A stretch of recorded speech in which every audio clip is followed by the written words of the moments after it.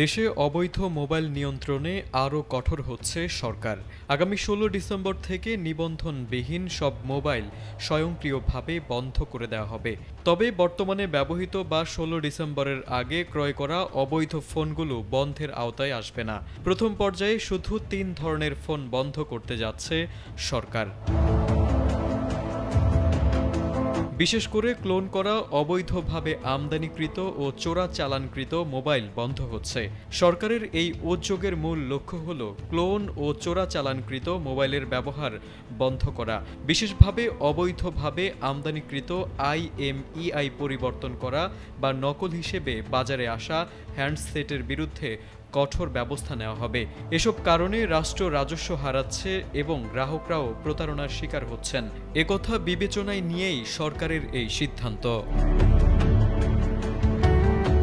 প্রধান উপদেষ্টার বিশেষ সহকারী ফয়েজ আহমেদ তৈয়ব এক ফেসবুক পোস্টে জানান, অবৈধ ফোন বন্ধের ব্যাপারে কঠোর অবস্থানে আছে সরকার। তিনি বলেন, এখানে কোনো ছাড় দেওয়া হবে না। একই সঙ্গে রেজিস্ট্রেশন, ডি-রেজিস্ট্রেশন ও রি-রেজিস্ট্রেশন প্রক্রিয়া সাধারণ মানুষের জন্য আরও সহজ ও ব্যবহার বান্ধব করতে কাজ করছে বলেও উল্লেখ করেন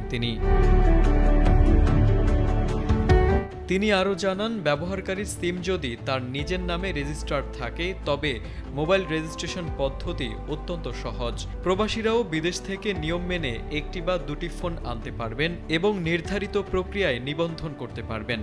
দুটির বেশি ফোন আনলে জাতীয় রাজস্ব বোর্ডের নিয়ম অনুযায়ী অতিরিক্ত ফি দিতে হবে, যা আগে থেকেই চালু থাকা বিধান। এছাড়া গ্রাহকদের সুবিধা বিবেচনা করে বৈধ মোবাইল ফোনের দাম কমাতে সরকার প্রয়োজনীয় পদক্ষেপ নেবে বলেও জানান ফয়েজ আহমেদ। তার মতে, বৈধ পণ্যের দাম কমলে মানুষ অবৈধ ও নকল ফোন কেনা থেকে স্বাভাবিকভাবেই বিরত থাকবে, ফলে বাজারে শৃঙ্খলা ফিরে আসবে।